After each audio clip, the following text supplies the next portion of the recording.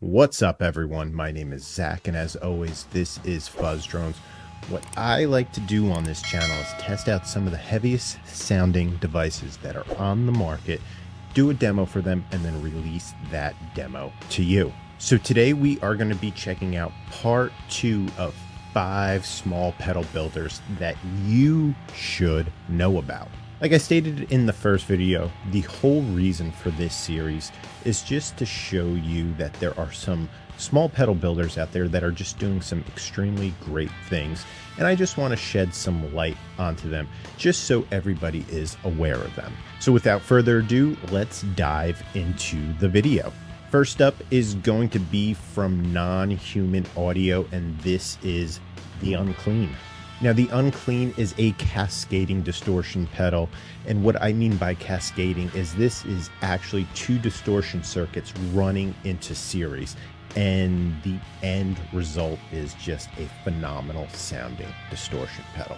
Now, you could use this as a clean boost. Basically, what you're going to have to do is have the gains at zeros, and it's a very nice sounding boost.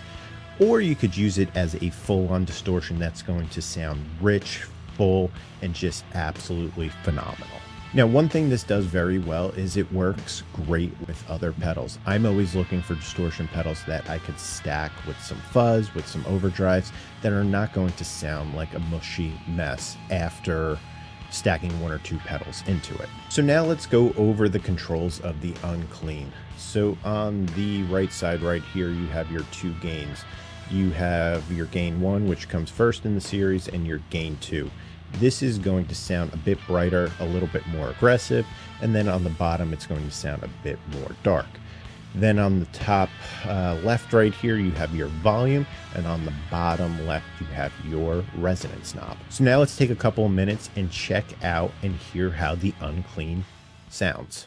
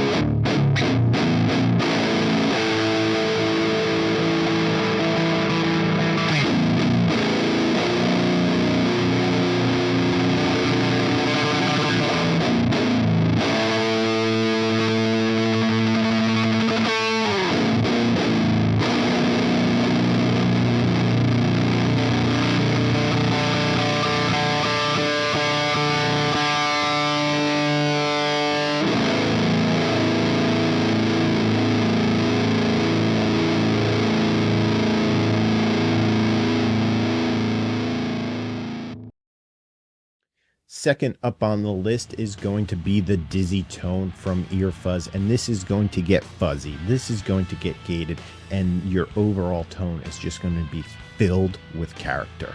Now, this comes with new old stock germanium transistors. I will pop up on the screen the exact name of the transistors that are being used in it.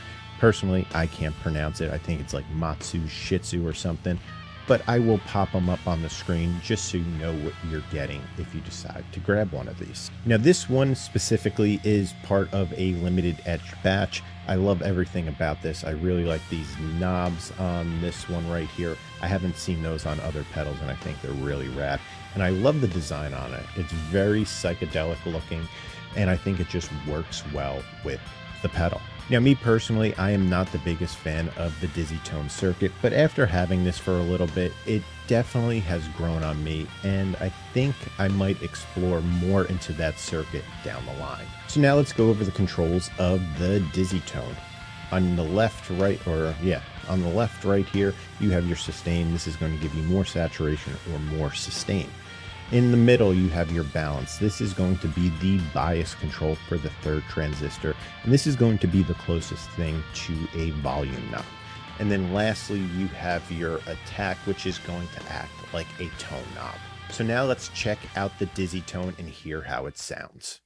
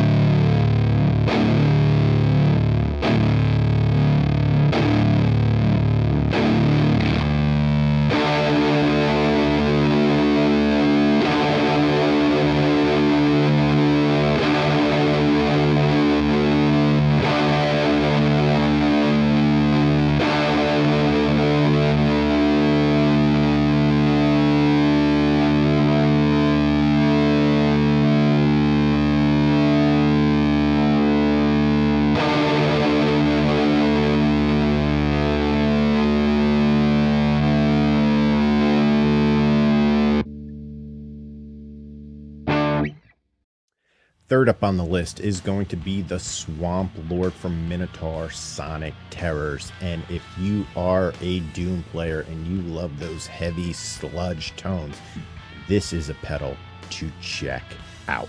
Now, the Swamp Lord could cover a lot of ground. You could use it as a distortion, an overdrive, or even a fuzz pedal. It just really depends on your personal preference and how you set this thing. But I really love how versatile this thing really is. So I'm definitely getting some Big Muff vibes off of this, and if you've ever played a Big Muff in the past, you know the lack of mid-range that they have. So they added a mid-range knob on here, basically allowing you to either boost or scoop the mids out, which I think is a very key feature to this. So now let's go over some of the controls of the Swamp Lord. First up, you have this grid switch. This is a 3-position switch that alters the clipping method of the effect. With the switch in the bottom position, this is going to be silicone clipping. With the switch in the middle position, this is going to give you a lot more bass response, and your overall tone's just going to sound a lot bigger. Then in the upper position, this is going to provide asymmetrical clipping using both silicon and germanium diodes. Then the rest of the controls are pretty self-explanatory. You have your volume, tone, mids, and your sustain. So now let's check out the Swamp Lord and see how it sounds.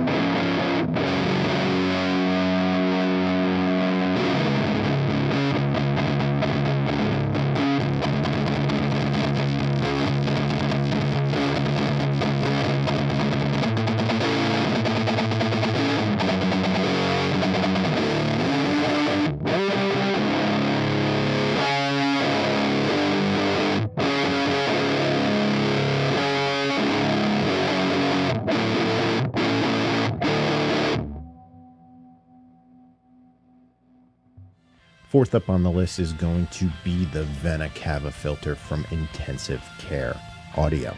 So this is a mixture between a distortion, a auto filter, and a ring modulation. And I have to say this is probably one of the weirdest pedals that I've demoed on this channel to date. I think the only other pedal that comes close to this would be the Chop Fuzz from Ranger Effects.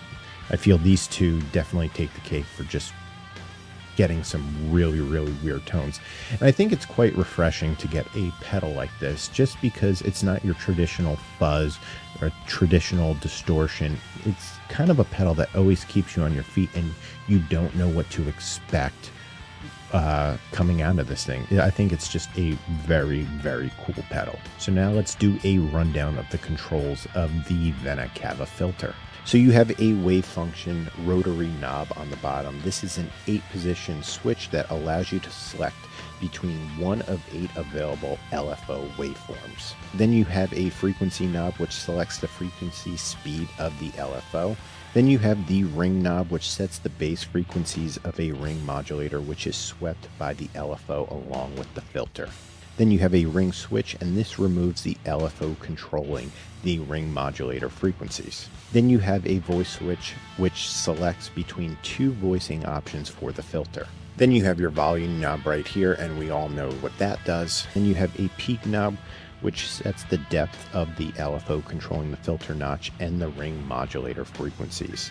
Your blend knob sets the mix between the distortion and filters. And then you have your gain, and we all know what the gain does.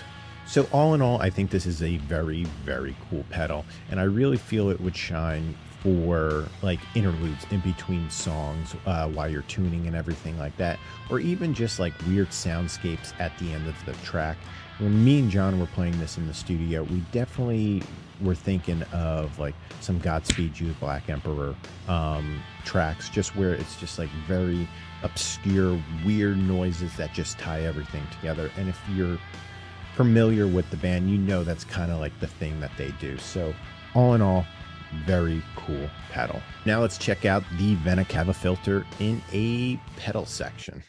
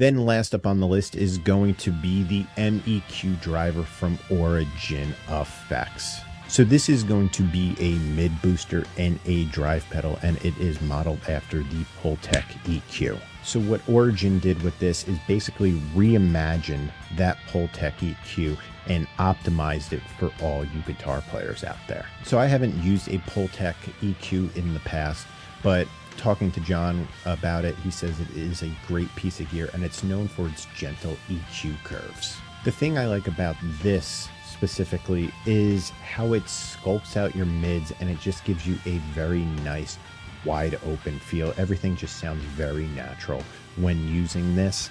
So now let's go over the controls of the MEQ driver. So you have your level, we know what that does. You have your drive, pretty self-explanatory. Then you have your KCS switch on the bottom. This is going to allow you to switch between 3 mid-range frequencies, so it's going to go from 0.8 to 1K all the way to 1.3K.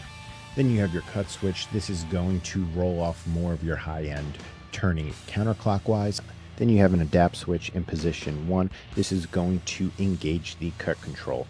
In the O or 0 position, the adaptive circuitry is going to be disabled, and the effect of the cut control is always going to be the same. And then lastly, you have your mid control right here, and this is going to control the level of your mid boost.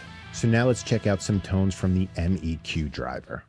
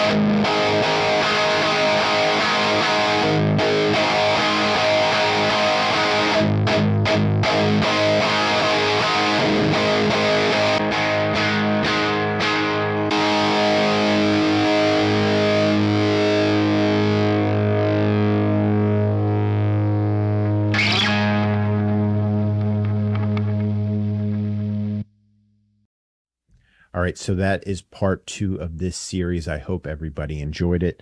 I just want to give a big thanks to Origin Effects, Minotaur Sonic Terrors, Ear Fuzz, Intensive Care Audio, and Non-Human Audio for sending these pedals out so I could share them with you. I really appreciate it, and hopefully we could get other things on the page soon from you guys, because all of these sounded absolutely stellar. Don't forget to like and subscribe for future demos, but until the next one, my name is Zach, and this is...